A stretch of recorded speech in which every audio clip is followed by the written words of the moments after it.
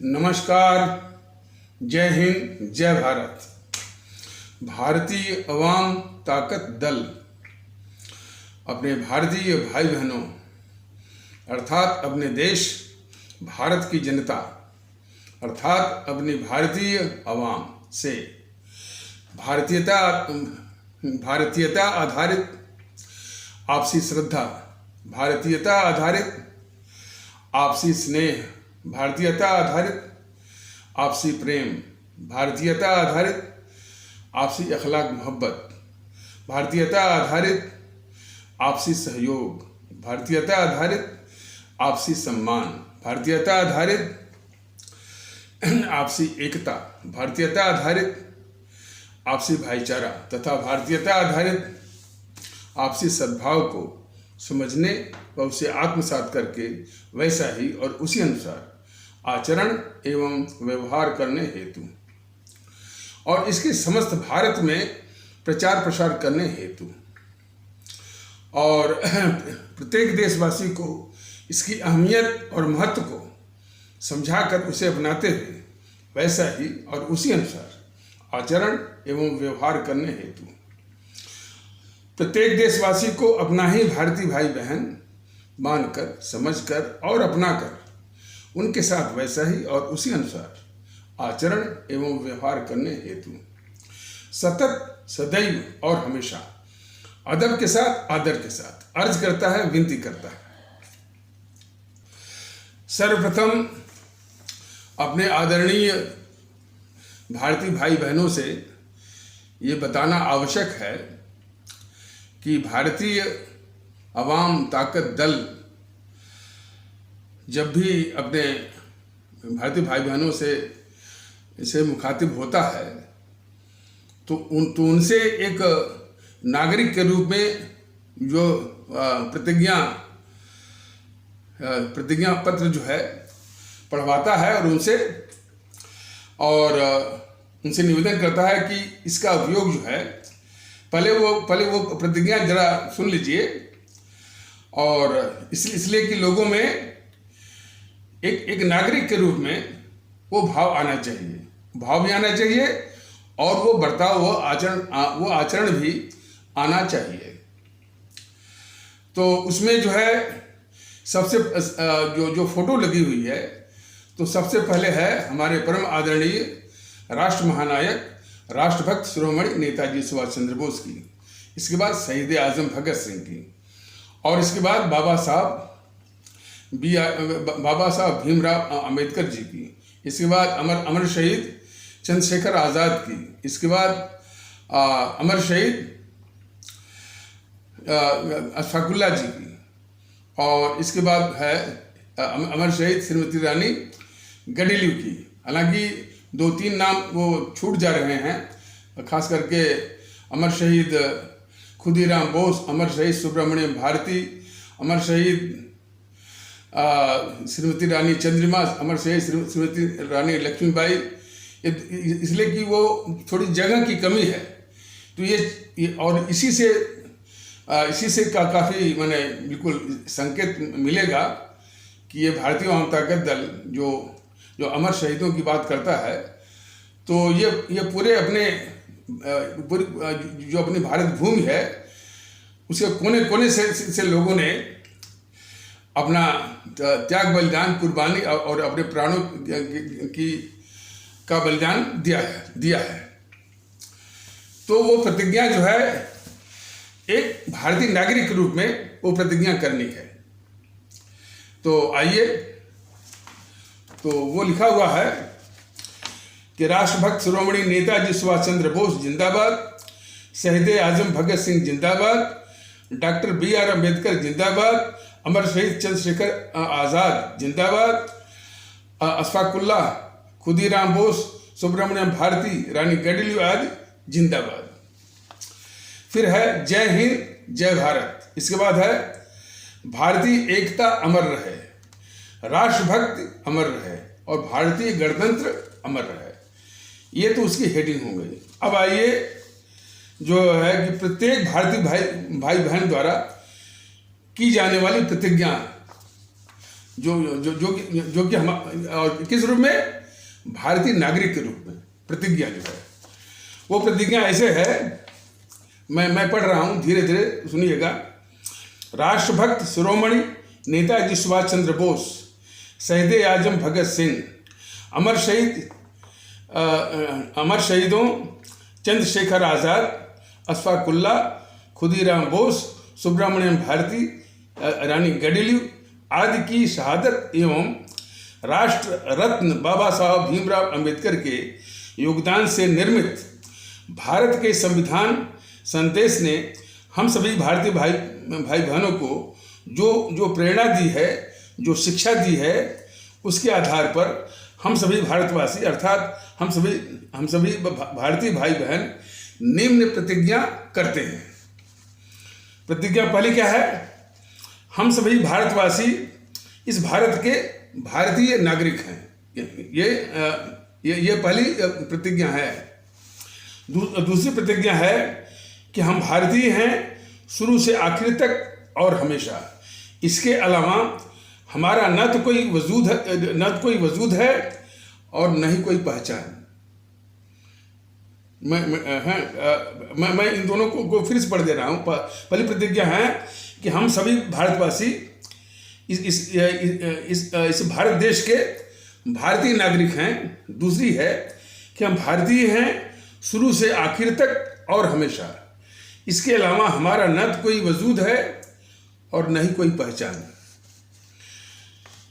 इसके आगे है कि हमारे हिंदू, मुस्लिम, ईसाई, सिख, बौद्ध, जैन आदि होने पर और इसी प्रकार हमारे क्षत्रिय, ब्राह्मण, वैश्य, यादव, अनुसूचित वर्ग आदि होने पर तथा इसी प्रकार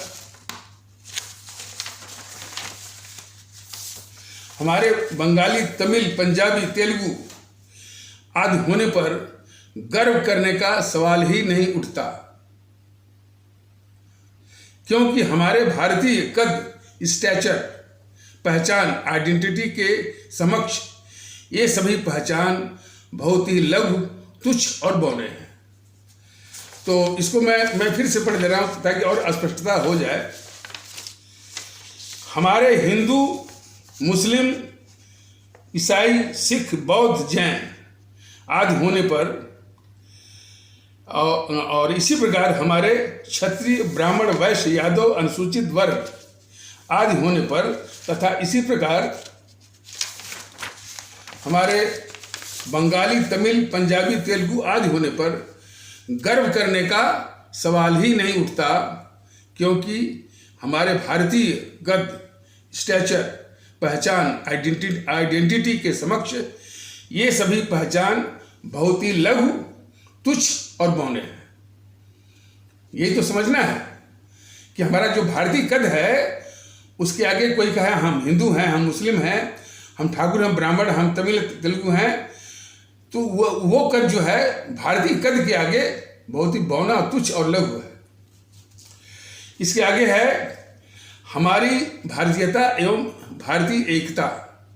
हमारी भारतीयता एवं भारतीय एकता किसी भी शोषण एवं भेदभाव या ऊंच नीच या छोटा बड़ा कि किसी भी भावना, तत्व के कारक, किसी भी भावना या तत्व या कारक से सर्वथा आजाद है। इसके आगे है हमारी भारतीय एकता, हमारी भारतीय एकता भारतीय भाईचारा, भ्रातृत्व, फ्रेटर्निटी पर ही आधारित है। अर्थात भारतीय एकता की अवधारणा में जातिगत, संप्रदायगत, भाषाई, प्रांतगत, भाई भतीजावाद, क्षेत्रीय आदि किसी भी संकीर्णता पर आधारित भाईचारे का कोई स्थान नहीं है। यह भी महत्वपूर्ण है कि हमारी भारतीय एकता, भारतीय भाईचारा मतलब भ्रातृत्व, फ्रैटर्निटी पर ही आधारित है। अर्थात भारतीय एकता की अवधारणा में जातिगत, संप्रदायगत, भाषाई, प्रांतगत और भाई भतीजावाद, क्षेत्रीय आदि किसी भी संकीर्णता पर आधारित भाईचारे का कोई स्थान नहीं है।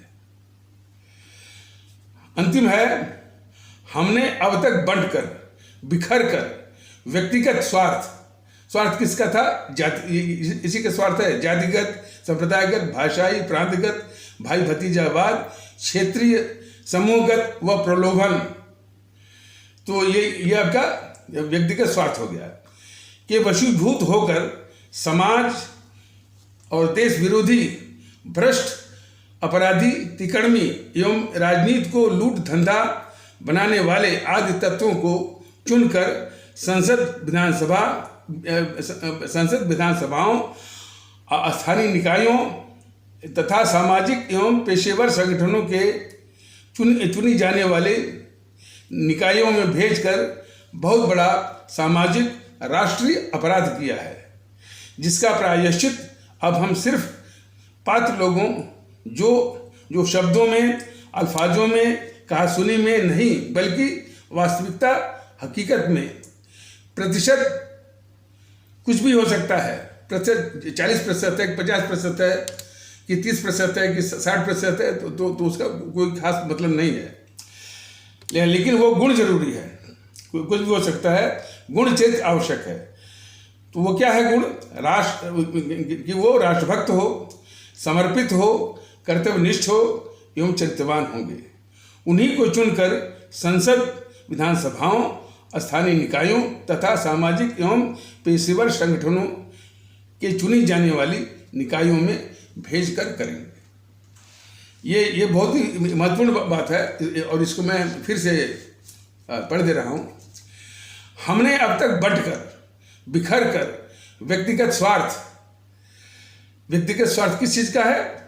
जातिगत, संप्रदायगत, भाषाई, प्रांतगत, भाई भतीजावाद, क्षेत्रीय, समूहगत व प्रलोभन आदि के वशीभूत होकर समाज, देश विरोधी, भ्रष्ट, अपराधी, तिकड़मी एवं राजनीति को लूट और धंधा बनाने वाले आदि तत्वों को चुनकर संसद, विधानसभाओं, स्थानीय निकायों तथा सामाजिक एवं पेशेवर संगठनों के चुनी जाने वाली निकायों में भेजकर बहुत बड़ा सामाजिक राष्ट्रीय अपराध किया है। ये अपराध हो रहा है कि हम जो कुपात्र हैं उनको चुनकर भेज रहे हैं। ये हमसे आपसे बहुत बड़ा अपराध हो रहा है और उस अपराध की सजा जिनको हम भेज रहे हैं उनको नहीं मिल रही है। उस अपराध की सजा यानी हमको मिल रही है, जो कि ये मताधिकार का प्रयोग करते हैं। तो अपराध किया है जिसका प्रायश्चित अब हम सिर्फ पात्र लोगों, जो शब्दों में जो कि शब्दों, अल्फाजों, कहासुनी में नहीं, बल्कि वास्तविकता, हकीकत में प्रतिशत 40, 50, 60 कुछ भी हो सकता है। तो वो गुण चरित्र आवश्यक है। तो गुण वो पहला क्या है कि वो राष्ट्रभक्त हो, समर्पित हो, कर्तव्यनिष्ठ हो और चरित्रवान हो। उन्हीं को चुनकर संसद, विधानसभाओं, स्थानीय निकायों तथा सामाजिक एवं पेशेवर संगठनों के चुनी जाने वाली निकायों में भेजकर यह प्रायश्चित करेंगे। इस तरह की प्रतिज्ञा करनी होगी। हमने जब भी इस तरह की प्रतिज्ञा की बात कही है, जब हम अपने भारतीय भाई बहनों के बीच में जाते थे तो उनसे निवेदन किया था कि जब भी आप कोई मीटिंग करते हों, गोष्ठी करते हों, चौपाल लगाते हों, तो चौपाल शुरू होने से पहले और चौपाल खत्म होने के बाद 2 बार इस तरह की भारतीय नागरिक के रूप में ये प्रतिज्ञा करना जरूरी है। इसलिए कि धीरे धीरे यही भाव हमारे भारतीय भाई बहनों में भारतीय नागरिक का ये भावना आएगी, जो कि इस समय देश के लिए और हमारे भारतीय भाई बहनों के लिए बहुत जरूरी है। अब आ जाइए भारतीय वामतागत दल के झंडे की बात। झंडा हमारे जो भारतीय भाई बहन हैं जो कि भारतीय अवाम ताकत दल के विचारों को आगे बढ़ाना चाहते हैं, देश को पूरे देश को भारतीयता के आधार पर एक करना चाहते हैं, तो जो झंडा है जो झंडा है भारतीय अवाम ताकत दल का, वह जो है 3 रंगों की पट्टी में है। जरा ध्यान से सुनिएगा। और वो 1:2 के अनुपात में है। मतलब कि यदि मान लीजिए 3 फीट लंबा है, नहीं सॉरी 3 फीट चौड़ा है और 6 फीट लंबा है, मतलब वो झंडा 3 फीट चौड़ा और 6 फीट लंबा है। तो इसमें जो है बराबर बराबर चौड़ाई के 3 रंगों की पट्टी जुड़ेगी। मतलब कि 1 फीट चौड़ा और 6 फीट लंबा जो है वो केसरिया रंग की पट्टी रहेगी। उसके बाद 1 फीट चौड़ा 6 फीट लंबा जो है नीले रंग की पट्टी रहेगी। और फिर तीसरा है 1 फीट चौड़ा और 6 फीट लंबा वो हरे रंग की पट्टी रहेगी। तो सबसे ऊपर केसरिया और उसके बाद नीला, इसके बाद हरा। ये भारतीय अवाम ताकत दल ने पूरे देश में भारतीय एकता को लाने के लिए इसी रंग के झंडे का चुनाव किया है। और शायद जब इसके इन रंगों का जो संकेत है, जो पैगाम है, आप सुनेंगे तो आप भी पूरी तरह से सहमत हो जाएंगे कि इन झंडे का चुनाव और झंडे में रंगों का जो चुनाव है ये उसी के अनुरूप है। तो सबसे ऊपर 1 फीट चौड़ा और 6 फीट लंबा केसरिया, और उसके बाद 1 फीट चौड़ा 6 फीट लंबा, ये 6 फीट लंबा नीले रंग का, और उसके बाद सबसे नीचे 1 फीट चौड़ा और 6 फीट लंबा हरे रंग का। तो केसरिया, नीला और हरा। अब इन रंगों का भारतीय एकता के संबंध में क्या महत्व है, क्या इनका पैगाम है, इसको समझने की जरूरत है। तो केसरिया जो है तीन गुणों का वो द्योतक है या पैगाम वाहक है। पहला है शौर्य, पराक्रम और शौर्य पराक्रम वीरता, नहीं सॉरी, पहला है त्याग, बलिदान, कुर्बानी। पहला क्या है? त्याग, बलिदान, कुर्बानी या सैक्रिफाइस। पहला क्या है? त्याग, बलिदान, कुर्बानी और सैक्रिफाइस। दूसरा है पराक्रम, शौर्य, वीरता और वैलर।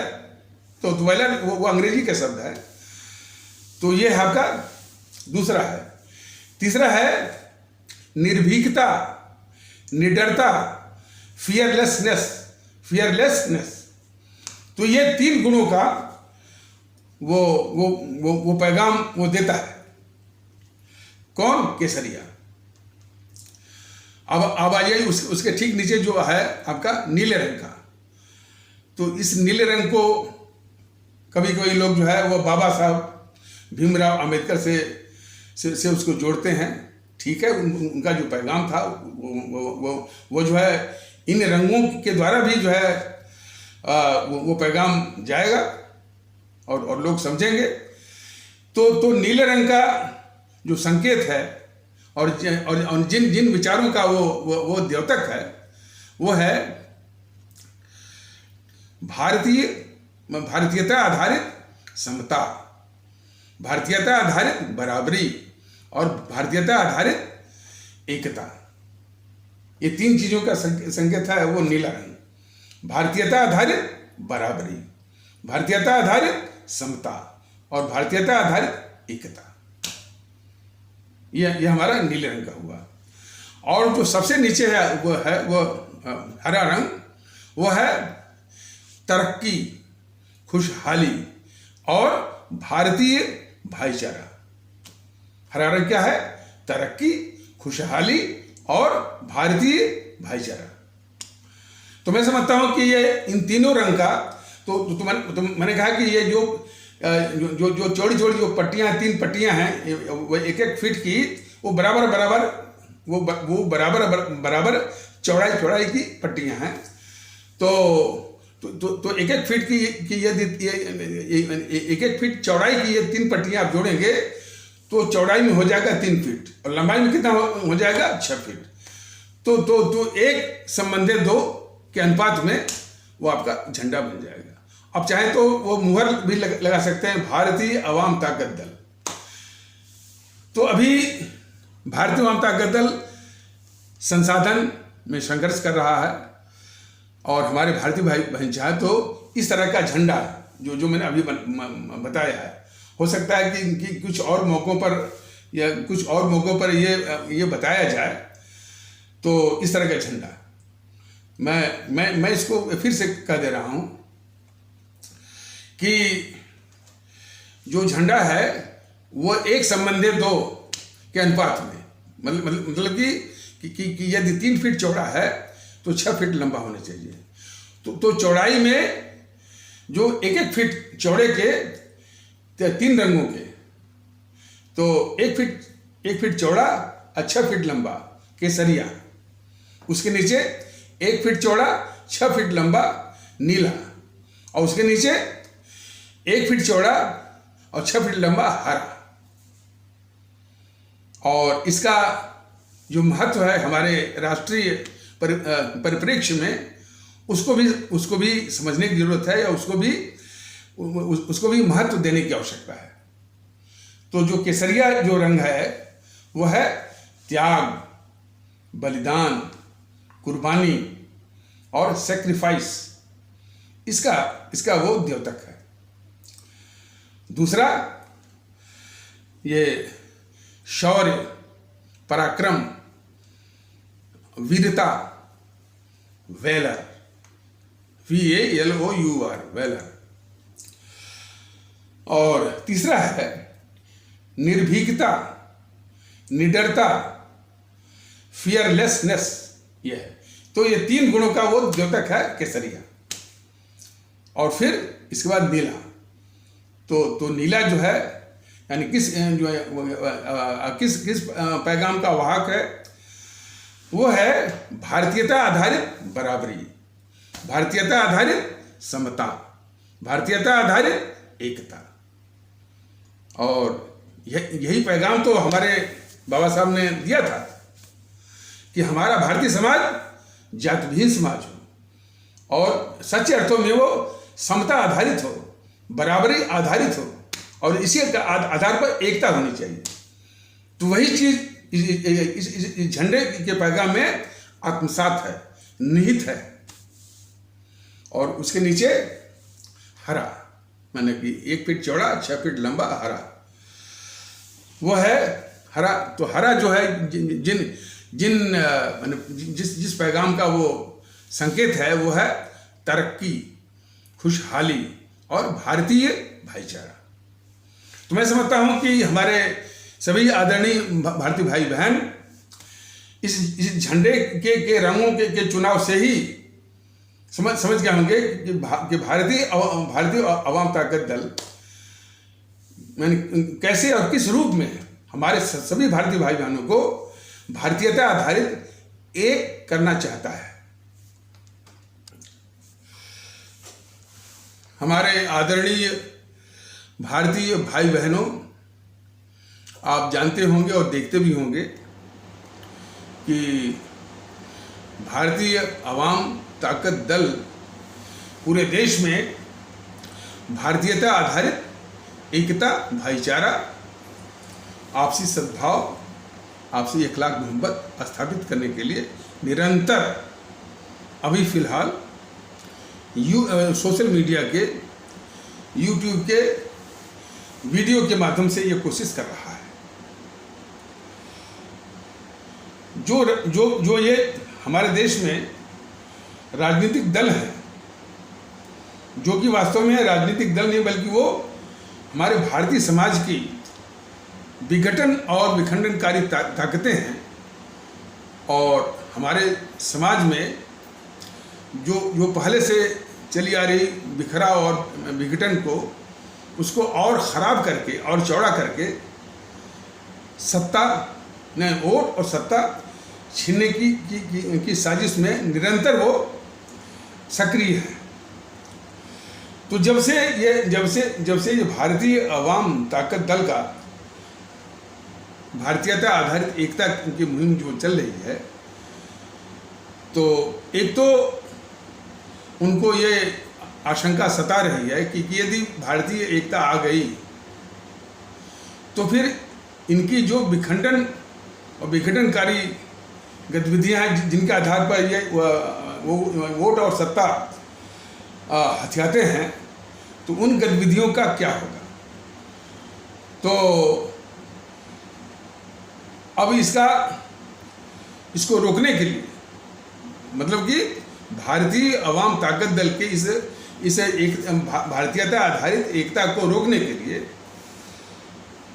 इन लोगों ने वही तरीके अपनाए जो कि सच्चे अर्थों में गली कूच के जो दादा होते हैं, माफिया होते हैं, कि बंद करो, हमने आपका पता ढूंढ लिया है और हम आपका वो हाल करेंगे, हम आपको देख लेंगे। और ये तो धमकी,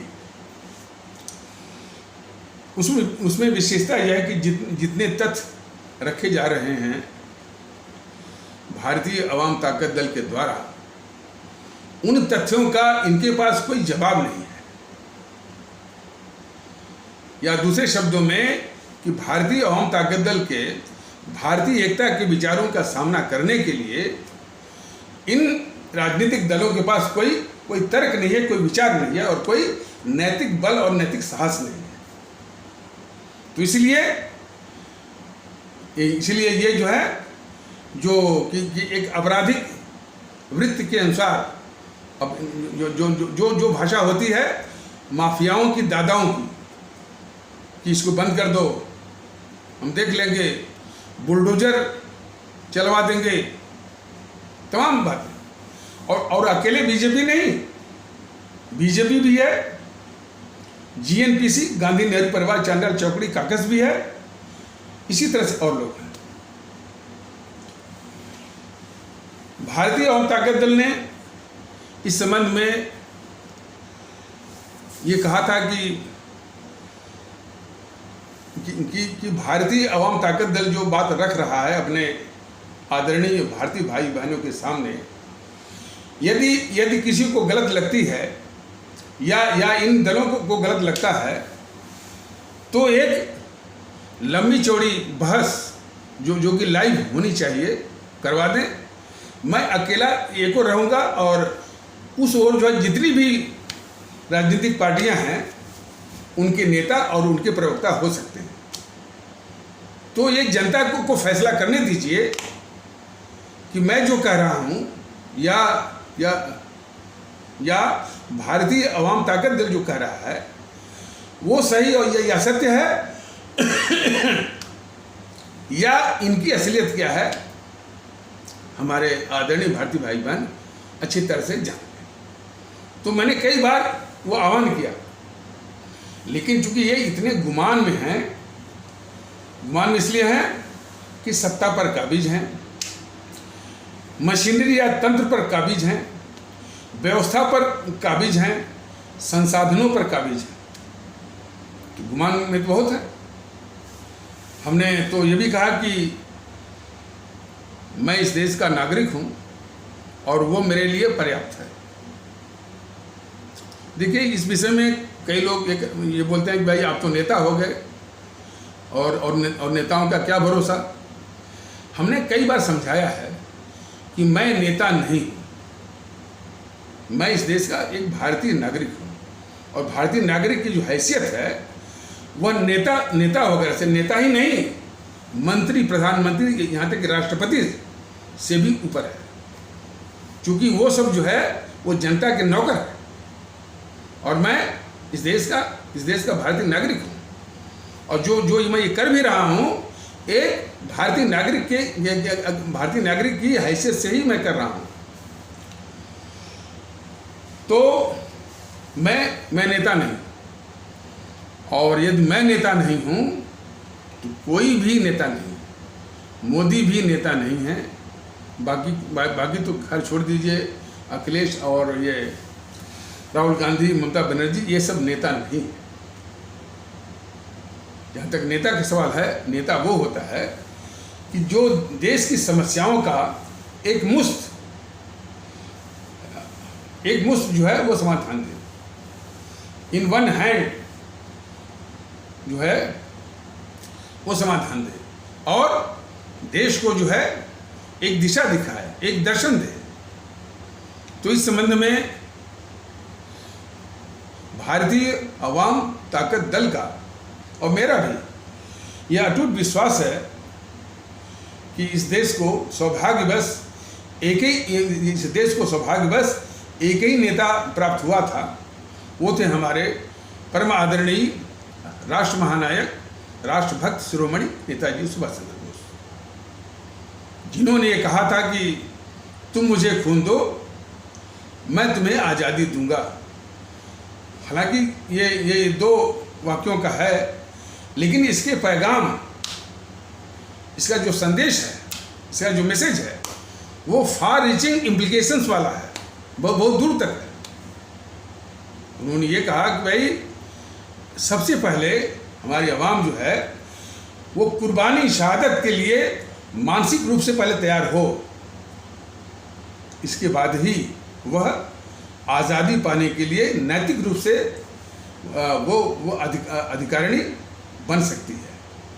वाकई में कुछ लोग कहते हैं कि चूंकि आज़ादी बड़े सस्ते में मिल गई, कुछ लोग कहते हैं इसलिए लोग आज़ादी की कीमत नहीं समझ रहे हैं। हो सकता है। तो इसी के लिए तो जो हमारे जो परम आदरणीय राष्ट्र महानायक, राष्ट्रभक्त शिरोमणि नेताजी सुभाष चंद्र बोस ने कहा था कि तुम मुझे खून दो, मतलब कि कुर्बानी शहादत के लिए, बलिदान के लिए, सेक्रीफाइस के लिए पहले मानसिक रूप से तैयार हो, इसके बाद ही आप जो है आज़ादी पाने के नैतिक रूप से अधिकारी आप हो सकते हैं। तो उन्होंने एक दिशा दिखाई। तो मैं समझता हूं कि सौभाग्यवश इस मुल्क भारत को एक ही नेता प्राप्त हुआ, बाकी सब बकवास।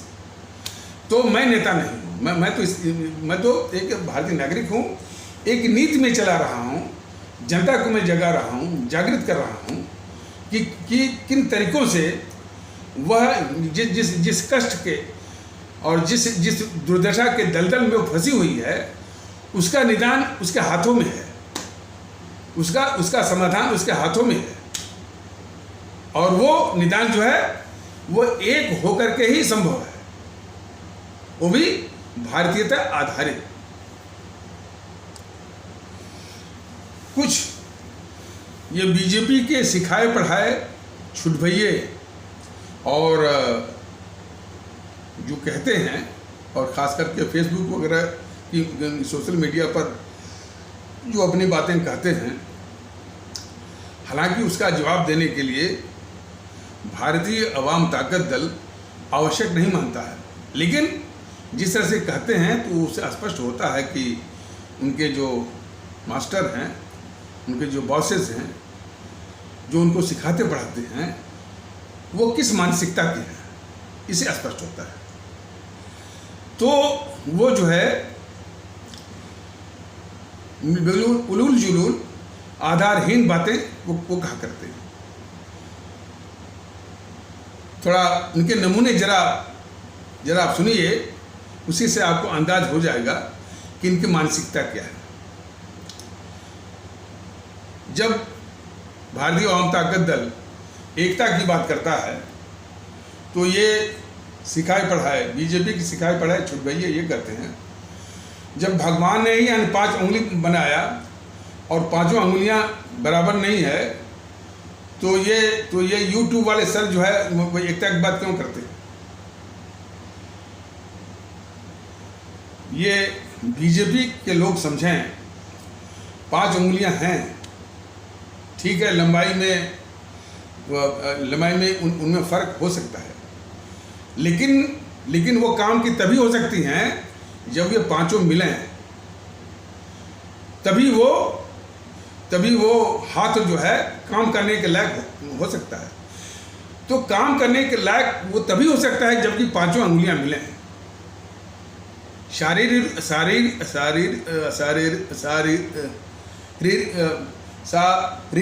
रूप से भले वो अलग अलग दिखें, अलग अलग रंग की दिखें, अलग अलग ऊंचाई की दिखें,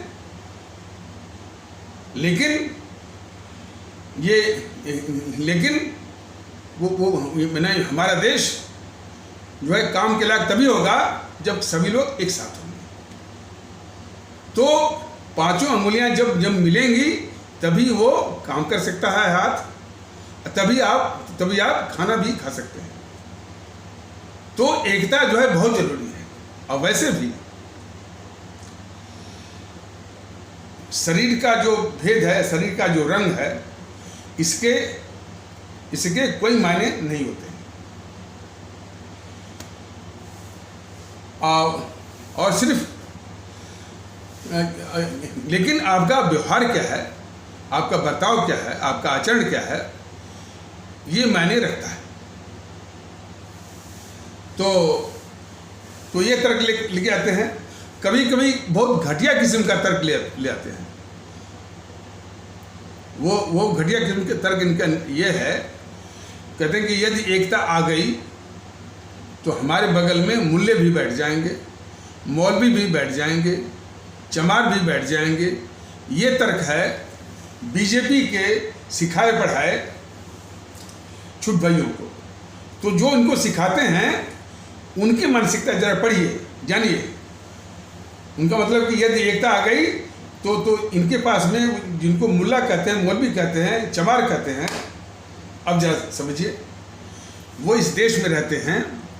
इस देश का एक संविधान है, वो संविधान सबको बराबरी का जो है संदेश देता है और बराबरी के आधार पर समान अधिकार भी देता है। तो जब संविधान सभी को बराबरी का समान अधिकार दे रहा है, तो बीजेपी के छुट भैया या बीजेपी के लोग या बीजेपी के कोई भी हो, चाहे नड्डा हो, चाहे मोदी जी हो, उनको कोई हक नहीं बनता कि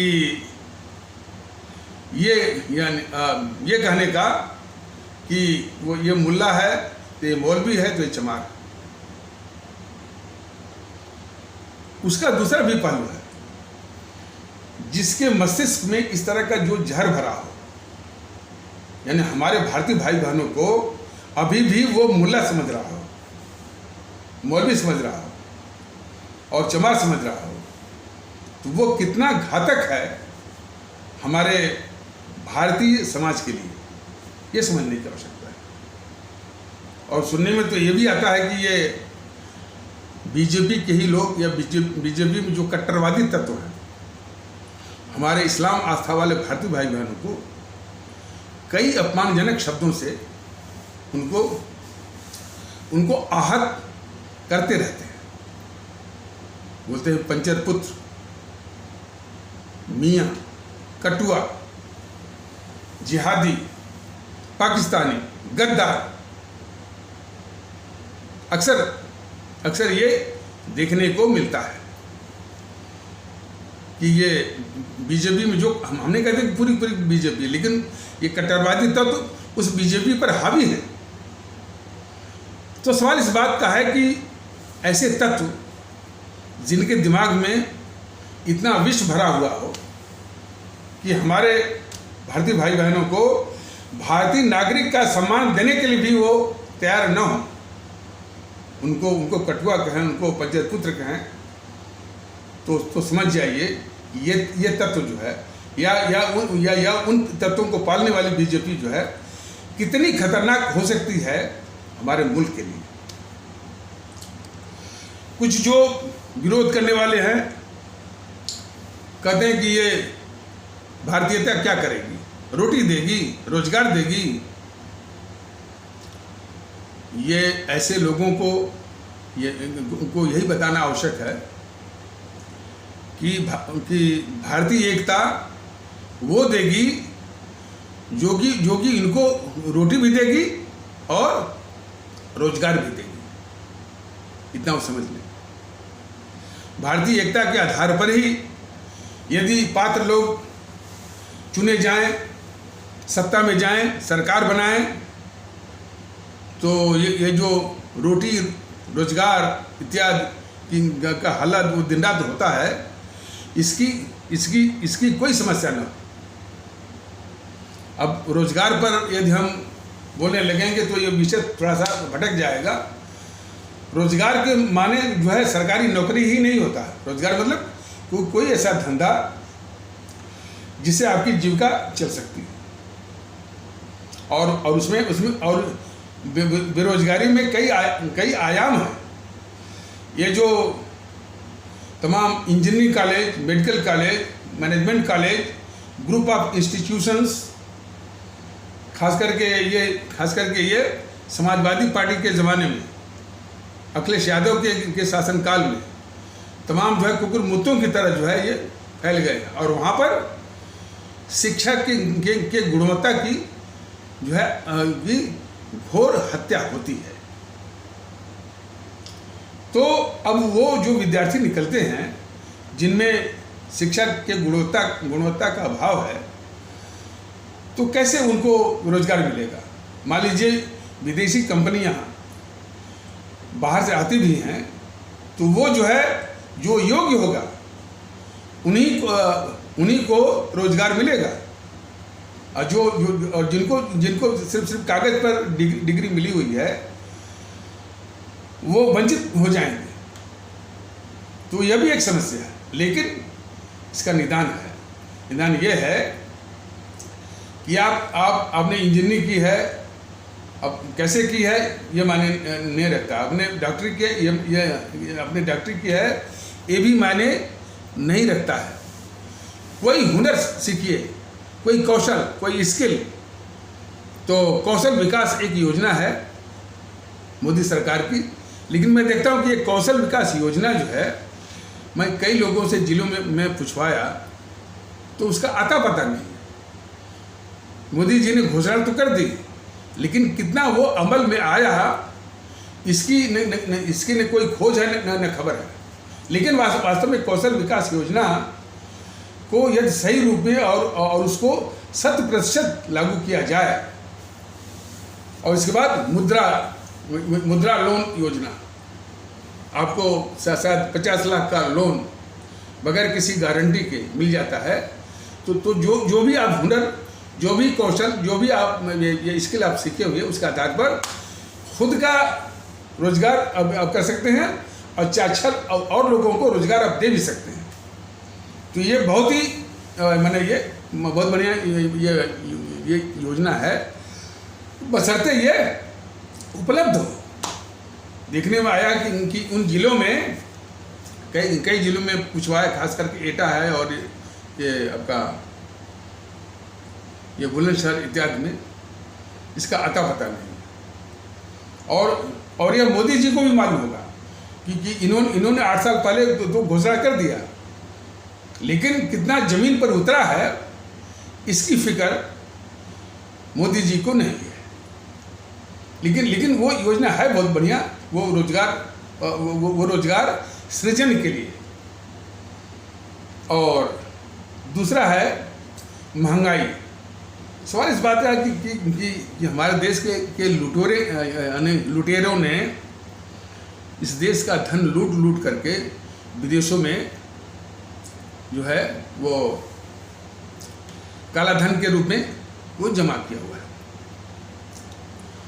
मोदी जी ने भी 2014 के लोकसभा चुनाव के वक्त ये कबूला था, ये स्वीकारा था कि कांग्रेस ने इस देश को बेतहाशा लूटा है, मतलब बेतहाशा लूट करके विदेशी बैंकों में काला धन के रूप में जमा किया हुआ है और उसका दुगना काला धन वो इस देश में घूम रहा है।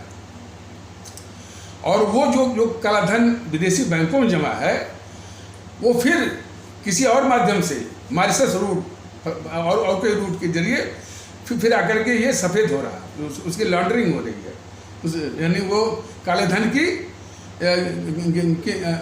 की जो है वो चूनाकली हो रही है, चूनाकली कहते हैं ना, या सफ़ेदीकरण हो रहा है।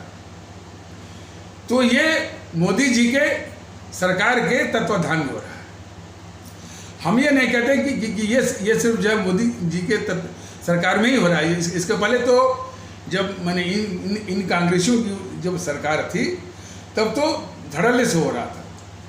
अब थोड़ा सा ये दिखावा करते हैं, लेकिन सबसे दुख की बात यह है कि एनपीसी के द्वारा लूटे हुए काले धन की, जिसके विषय में मोदी जी ने स्वयं इसको कबूला था कि इस कांग्रेस ने इस देश को बहुत लूटा है, और प्रधानमंत्री बनते ही इन्होंने काला धन पर जो एसआईटी गठित किया था माननीय सर्वोच्च न्यायालय ने, जिसको लागू नहीं कर रही थी यूपीए सरकार, तो मोदी महोदय ने जिस दिन प्रधानमंत्री पद का पदभार संभाला उसी दिन उन्होंने माननीय सर्वोच्च न्यायालय के एसआईटी माने स्पेशल इन्वेस्टिगेटिंग टीम किस पर, काले धन पर, उसको लागू कर दिया। तो मोदी महोदय ने काले धन पर एसआईटी तो लागू कर दिया, लेकिन उस एसआईटी ने काले धन पर किया क्या, इसको मोदी जी निकल गए। हमने खुद व्यक्तिगत रूप से जो एसआईटी के जो चेयरमैन थे, जो एसबी शाह, उनको पत्र लिखा था कि कितना काला धन आया, कितना आने की बात है, ये अब तक कुछ पता नहीं चल रहा है। और भारत के लोगों को काफ़ी आशंका भी है कि आप काला धन ला भी पाएंगे या नहीं, लोगों को आशंका है। लेकिन इतनी सी वो कृपा कर दीजिए, यानी हमने उस चिट्ठी में लिखा था, सिर्फ इतनी सी कृपा आप कर दीजिए कि काले धन के खातेदारों का नाम सार्वजनिक कर दीजिए, जिससे कि हमारे जो गरीब भारतीय भाई बहन हैं, जिनको अपना मसीहा मान बैठे हैं, तो कम से कम उनको तो पता चल जाए कि भाई ये आपके मसीहा नहीं है, ये हमारे मसीहा नहीं है, ये देश के घोर लुटेरे हैं। और हमने जो 2 पत्र लिखा था, उन दोनों में जो है प्रतिलिपि जो है वो संदर्भित की थी श्री मोदी जी, माननीय प्रधानमंत्री भारत सरकार। तो और उसमें यह भी निवेदन किया गया था कि जो प्रधानमंत्री कार्यालय के जो कर्मचारी हैं वो कम से कम मोदी जी को इस पत्र को एक नज़र जरूर दिखाएं। अब उन्होंने देखा या नहीं देखा, या देखने के बाद भी उसको दरकिनार कर दिया, वो बात दूसरी है। लेकिन जब भी मौका आएगा, मैं इन दोनों पत्रों को जनता के सामने दिखा करके मैं इस बीजेपी और मोदी सरकार को बेनकाब मैं जरूर करूँगा। तो जो राजनीतिक दल हैं इस ऊहापोह में हैं कि इस भारतीय अवाम ताकत दल के भारतीयता आधारित एकता का सामना कैसे करेंगे, इसका तोड़ कैसे निकालेंगे। अब देखिए, भारतीय एकता का कोई तोड़ हो सकता है? भारतीय एकता का तोड़ बस एक ही है, भारतीय विखंडन, जो कि ये पहले से ही कर रहे हैं। तो ये तोड़ क्या निकालेंगे? तो ये तो हमारी आदरणीय आवाम को फैसला करना है कि कि वो जो है भारतीय अवाम ताकत दल के भारतीयता आधारित एकता और भाईचारा को पसंद करती है, उसको अपनाती है कि इनके एकता के तोड़ने और विखंडन और विघटनकारी साजिशों का वो शिकार बनी रहती है। ये फैसला हमारे जो आदरणीय भारतीय अवाम को करना है।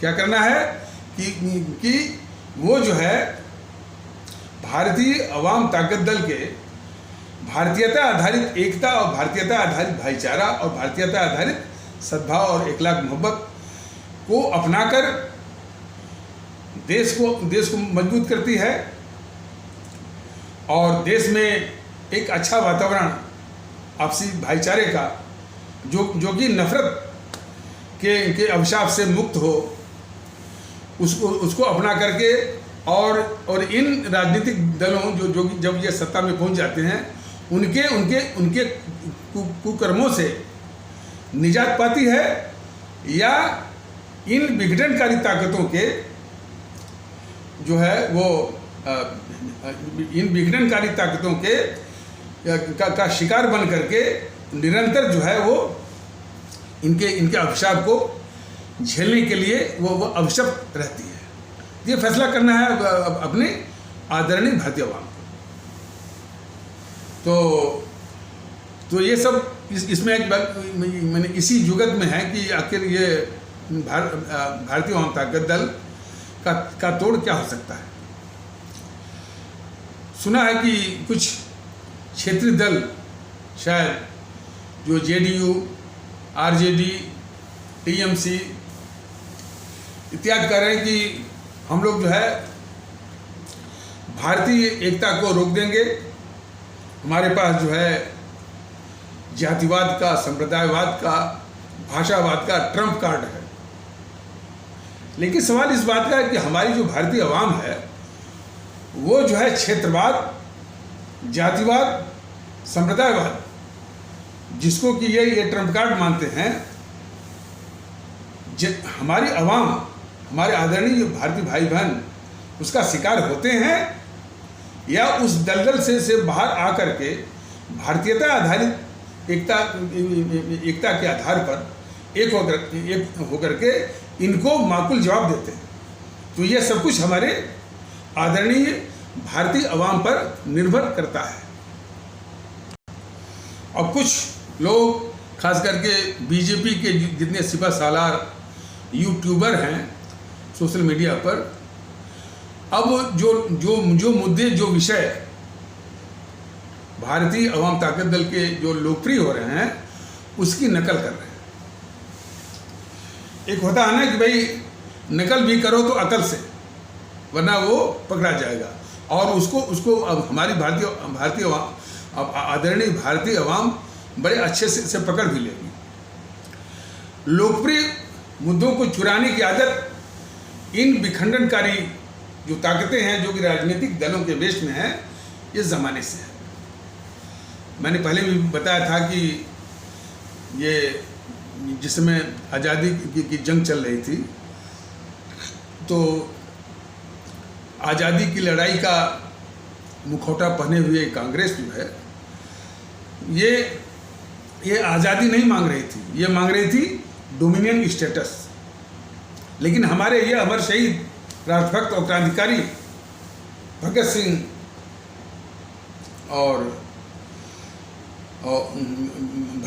चंद्रशेखर आज़ाद, अशफाकुल्ला, खुदीराम बोस, ये लोग कह रहे, इनका कहना था कि नहीं डोमिनियन स्टेटस का तो सवाल ही नहीं उठता है। ये अंग्रेज पूर्णतः यहाँ से हटे, यहाँ से भागें, और इसके बाद हम पर वो निर्भर करता है कि किस तरह की व्यवस्था, किस तरह का शासन जो है हम चलाएंगे।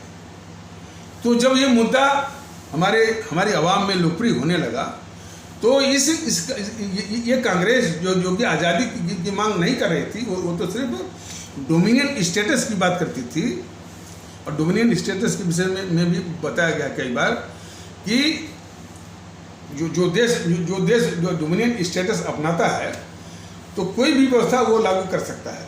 डेमोक्रेसी है, मोनार्की है, मतलब लोकतंत्र है, राजशाही है, प्लूटोक्रेसी है, ऑलिगार्की है, एरिस्टोक्रेसी है, जो भी है, लेकिन अंतिम जो फैसला है, अल्टीमेट जो पावर है, फाइनल अथॉरिटी है, वह इंग्लैंड के पास। और इस व्यवस्था के अंतर्गत जो है कनाडा, ऑस्ट्रेलिया और उसके अलावा 15 देश और हैं दुनिया में। तो वही ये मांग रहे थे कांग्रेसी। लेकिन जब ये मुद्दा हमारे इन अमर शहीदों का लोकप्रिय होने लगा अपनी भारतीय आवाम में, तो वो इस मुद्दे को तुरंत जो है इन कांग्रेसों ने चुराया। तो विस्तार से तो मैंने कुछ वीडियो में ये बताया गया है। और तभी जाकर के वो जवाहरलाल नेहरू जो है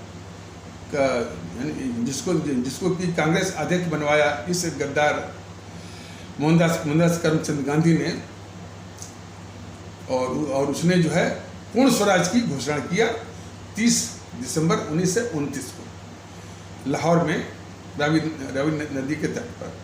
तो वही आदत वो पड़ी हुई है, चाहे वो जीएनपीसी हो चाहे बीजेपी हो।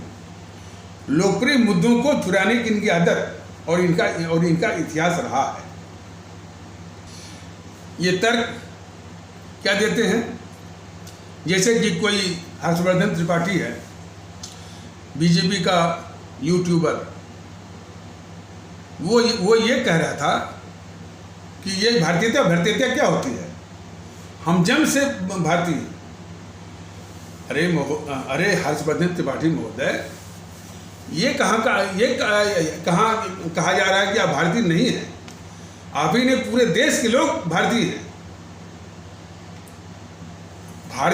भारतीय की तरह व्यवहार करने की जो बात है, तो मुद्दा ये है, भारतीय रहते हुए भी जो है भारतीय की तरह आप जो है व्यवहार जो नहीं करते हैं, ठीक उसके विपरीत व्यवहार करते हैं। मुद्दा या समस्या उससे है। और ये भी बात ये समझ में नहीं आती है, तो हमारे तमाम संत रहे, महात्मा रहे, कबीरदास, हमारे जो है वो रहीमदास, तुलसीदास, रविदास, सूफी संत, नानक, रामकृष्ण परमहंस, इन्होंने तो यही कहा ना भाई, आपको तन मिल गया मनुष्य का, लेकिन मनुष्य आप तब कहलाएंगे जबकि मनुष्य की तरह आप व्यवहार करें। इसीलिए तो जो है वो संत कवि कबीरदास कहते हैं, क्या कहते हैं कि सत्य में, माने सच बोलने में कितनी ताकत है। क्या कहते हैं कि सांझ बराबर तप नहीं और झूठ बराबर पाप, जाके हृदय सांच है ताके हृदय आप। सत्य बोलने के बराबर कोई तपस्या नहीं है। बताइए, इतना बड़ा उसकी महानता है सत्य बोलने की। और असत बोलने के बराबर कोई पाप नहीं है। और जिसके हृदय में, मन में सत्यता है, उसी के हृदय में प्रभु का निवास होता है। सीधी बात।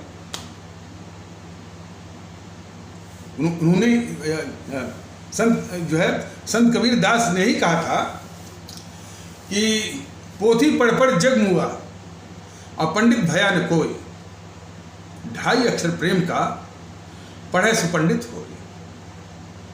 उन्होंने कहा कि बहुत ज्ञान आपने प्राप्त कर लिया, वेद पढ़ लिया, पुराण पढ़ लिया, कुरान पढ़ लिया और रामायण पढ़ लिया, गीता पढ़ लिया, बाइबल पढ़ लिया, गुरु ग्रंथ साहिब पढ़ लिया, इसके कोई मायने नहीं।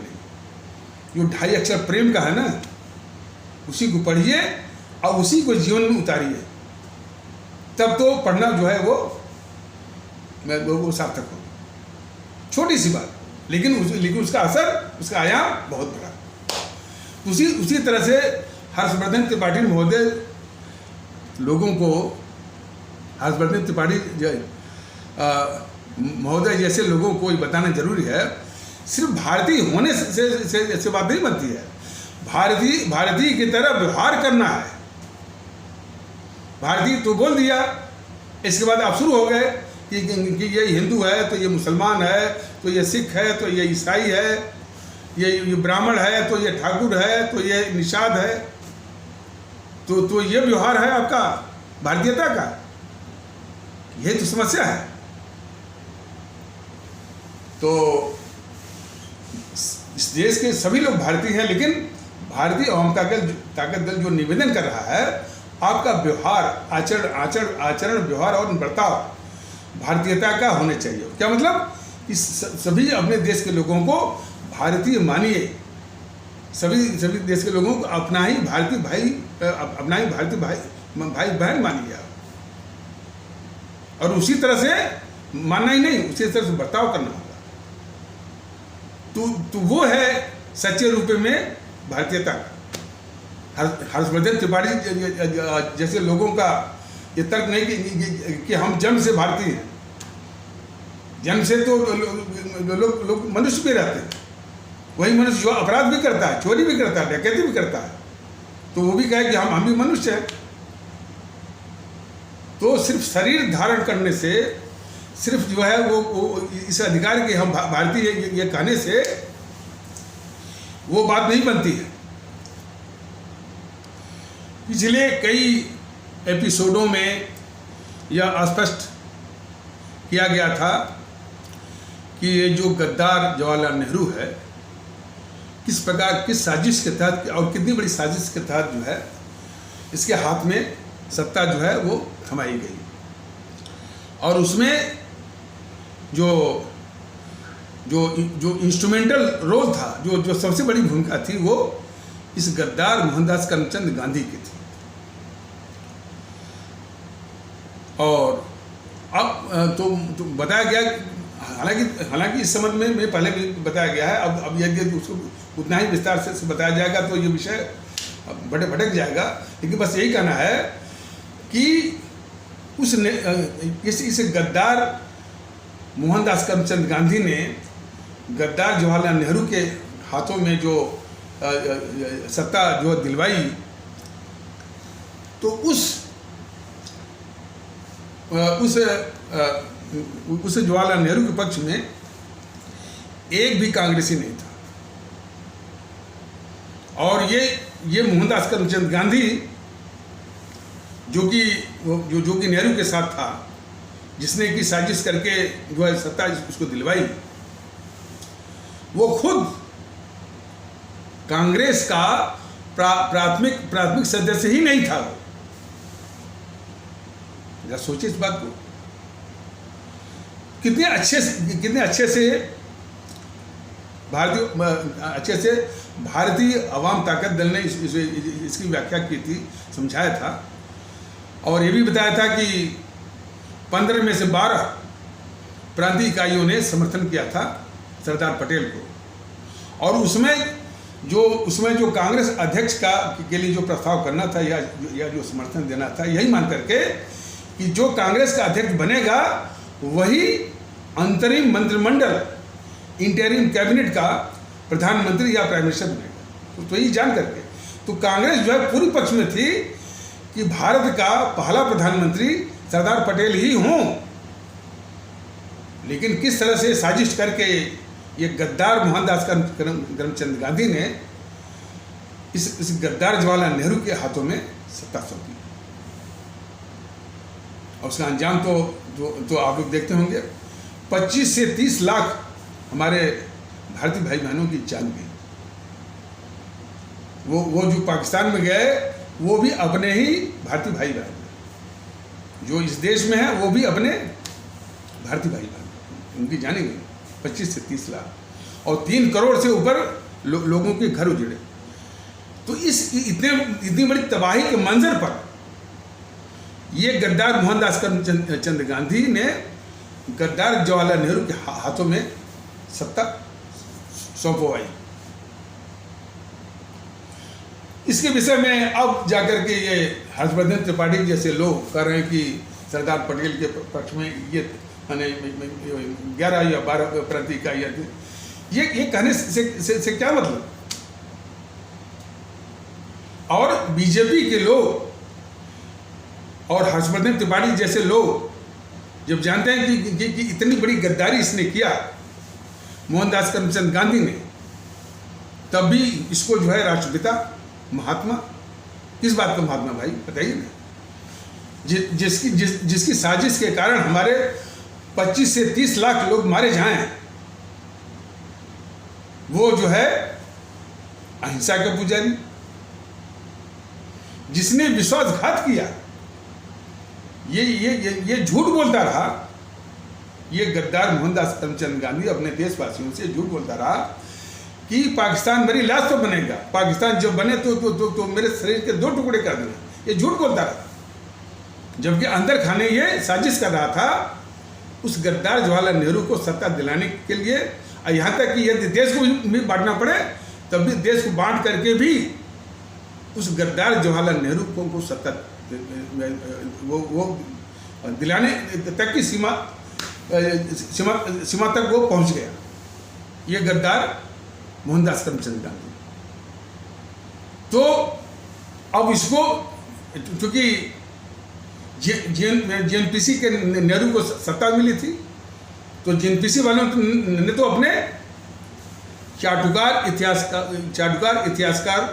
इतिहासकारों के गिरोह, चाटुकार बौद्धिक वर्ग का गिरोह, चाटुकार मीडिया और पत्रकारों के गिरोह के द्वारा इतने बड़े पाप को ढकना और फिर एक उससे भी बड़ी साजिश करके इसका इल्जाम जो है जिन्ना साहब के ऊपर मरना। तो इस पर तो बराबर जो बराबर इस देश के साथ झूठ बोलता रहा, विश्वासघात करता रहा कि उसकी बात कि पाकिस्तान मेरी लाश पे बनेगा, जो कि खुद साजिश कर रहा था देश को बांटने का। और एक बात और बता दें कि जिसमें ये फाइनल हो गया था, इसमें जो ब्लंडर है इसका जिन्ना का, कि जब उसने एक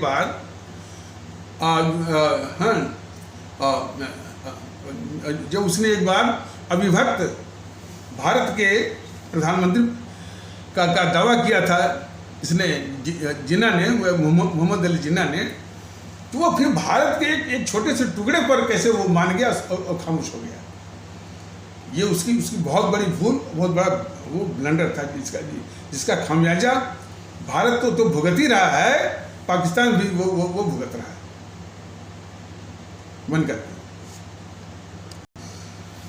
तो बस यही सवाल है। और ये बात हमारे सभी आदरणीय भारतीय भाई बहन, हमारे आदरणीय भारतीय अवाम खुद सोचे, बहुत गंभीरता से सोचे, उसको फैसला करे कि जो देश को बांट रहा है, 25 से 30 लाख लोगों की हत्या करवा रहा है और देश के साथ विश्वासघात कर रहा है, झूठ बोल रहा है, वो कैसा राष्ट्रपिता है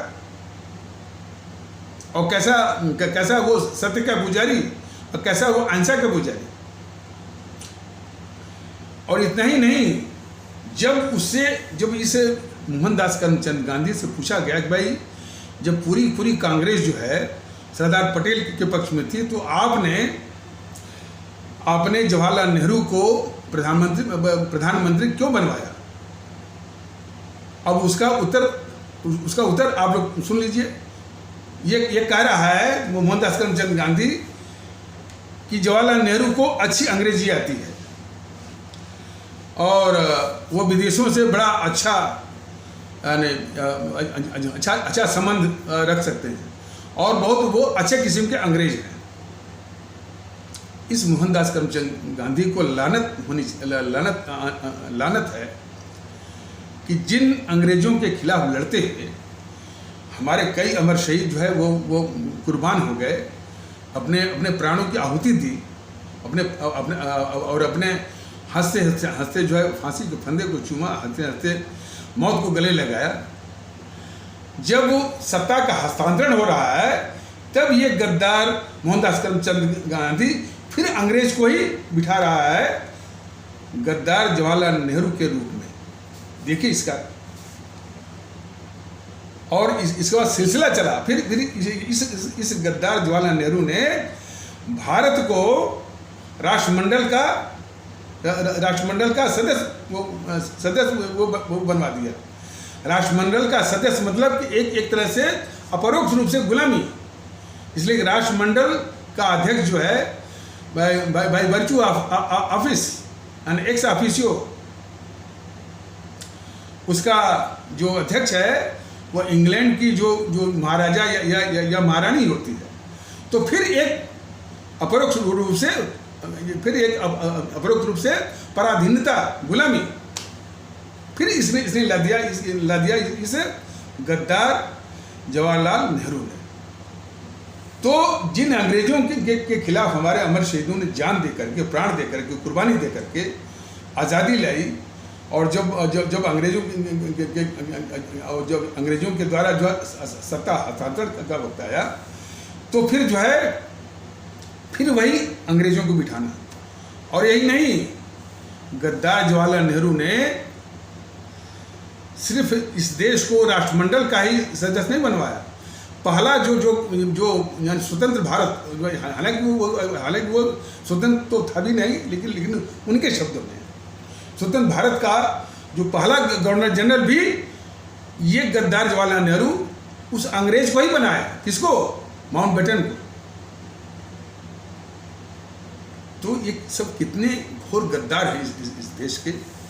तो ये सारी बातें जो है भारतीय जनता दल अपनी आवाम के सामने रख रहा है, और उसको हमारे आदरणीय भारतीय भाई बहन इसको समझ भी रहे हैं।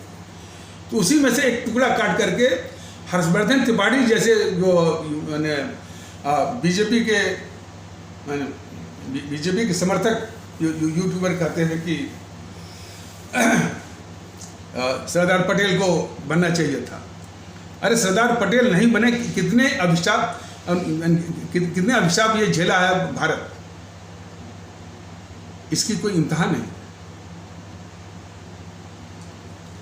अरे नेवी, हमारे नेवी में फिर वही जो यूनियन जैक का, मान इंग्लैंड का झंडा वो ये सब लगवाए थे, और वो जो है 1998 तक चलता रहा।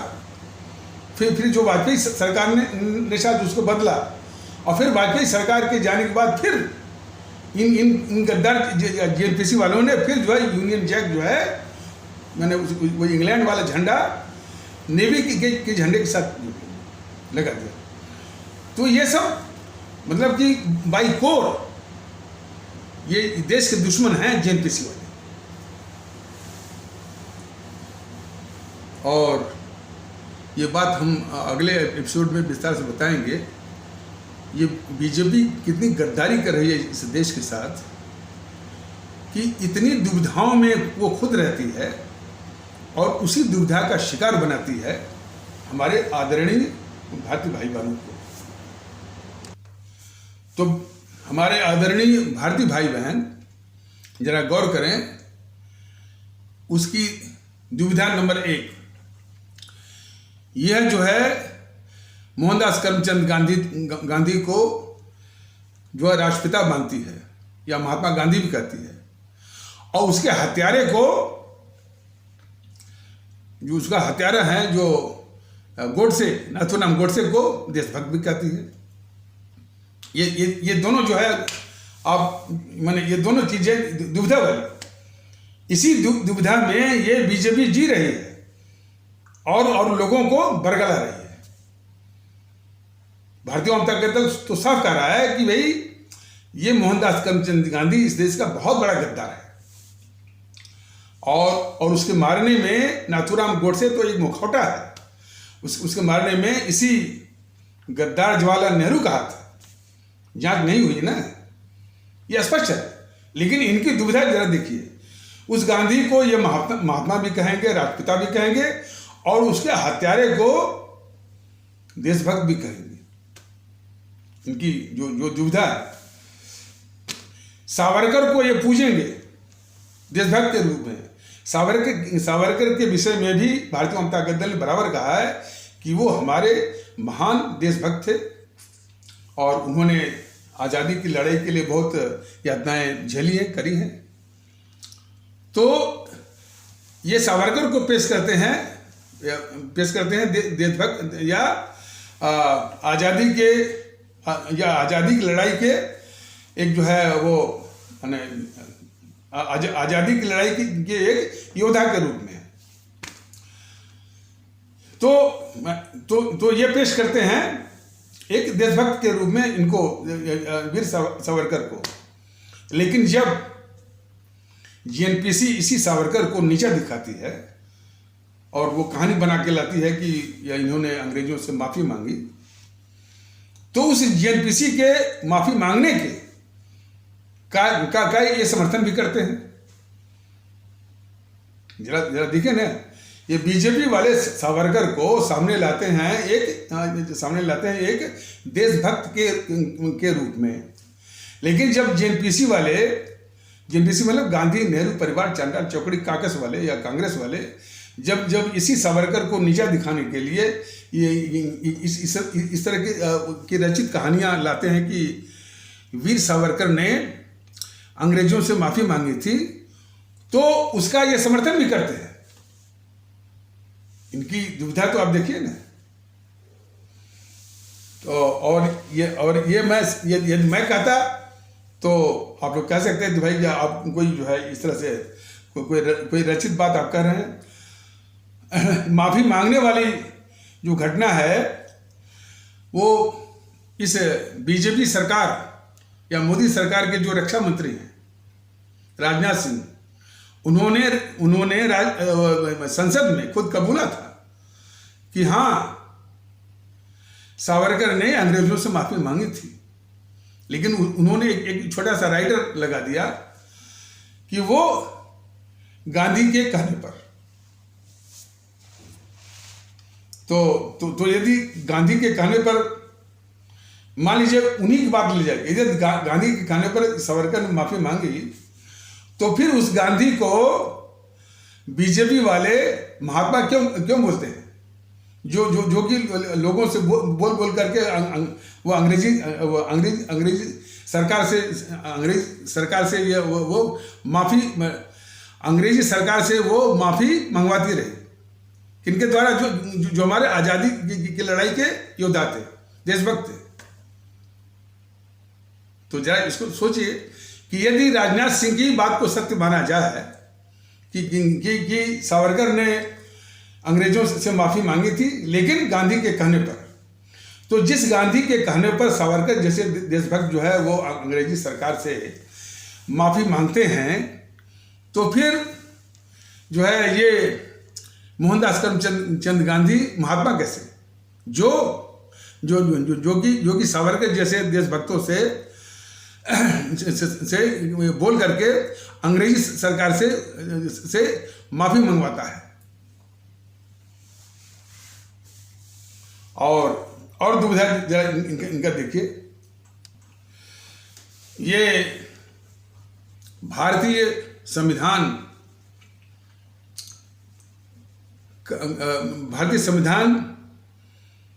की वक़्त या उस महत्व तभी करते हैं जब इनको कोई पद धारण करना होता है, जब मंत्री, मुख्यमंत्री, प्रधानमंत्री के रूप में शपथ लेना होता है, तभी ये भारतीय संविधान की को महत्व देते हैं।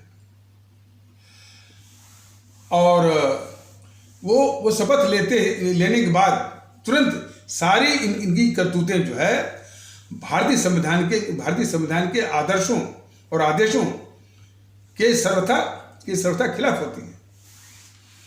भारत का संविधान कहता है कि हम भारत के लोग, हमारी असली पहचान कि हम भारत के लोग, उसको बीजेपी वाले जो है मानने को तैयार नहीं है कि हम भारत के लोग हैं। वो कहते हैं कि नहीं, हम हिंदू हैं, गर्व से हम कहते हैं कि हम हिंदू हैं। अब सवाल यह उठता है कि यह देश हमारा भारतीय संविधान से संचालित है, और बीजेपी वाले और बीजेपी के जितने कार्यकर्ता हैं और जितने पदाधिकारी हैं या मोदी महोदय हैं या हैं, ये भारतीय संविधान से संचालित या नियंत्रित जितनी व्यवस्थाएं हैं, जितनी सुविधाएं हैं, वो भारतीय संविधान की व्यवस्थाओं के अनुसार ये लाभ उठाते हैं। लेकिन इनका व्यवहार भारतीय संविधान के विरुद्ध। भारतीय संविधान कहता है कि हम भारत के लोग, लेकिन ये सिखाते हैं कि हम हिंदू।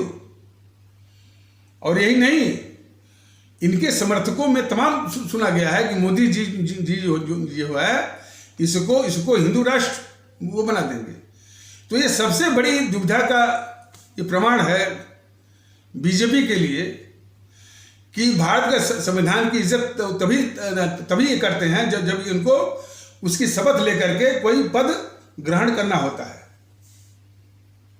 और इसके बाद पूरी इनके कारनामे, इनके करतूत, इनके क्रियाकलाप जो है भारतीय संविधान के आदर्शों और उसके आदेशों और उसके निर्देशों का सर्वथा उल्लंघन, अनादर। तो ये सबसे बड़ी दुविधा है कि पद ग्रहण करेंगे और भारत की व्यवस्थाओं का सुविधाओं का लाभ भी उठाएंगे भारत के संविधान के अनुसार, लेकिन बात करेंगे हिंदू राष्ट्र की, बात करेंगे जो है वो हिंदुत्व की। तो ये इनकी सबसे बड़ी दुविधा का ये प्रमाण है। अब चूंकि एपिसोड लंबा हो रहा है तो और भी है, और हमारे देशवासियों को भी, हमारे आदरणीय भारतीय भाई बहनों को भी इसी दुविधा का शिकार बनाते हैं। लेकिन हमारे भारतीय भाई बहन जो है इनके झांसे में मत आइए, सिर्फ भारतीयता पर विश्वास करिए। आप लोग भारतीय हैं, भारतीयता की तरह तो व्यवहार करिए और उसके आधार पर एक होकर के इन सारी शक्तियों को ईवीएम मशीन पर माकूल जवाब दीजिए और जो है इनको शून्य करिए और नष्ट में नाबूद करिए। तो इन्हीं आवश्यक शब्दों के साथ इस आवश्यक परिचर्चा को यहीं पर विराम दिया जाता है। तब तक के लिए नमस्कार। जय हिंद, जय भारत।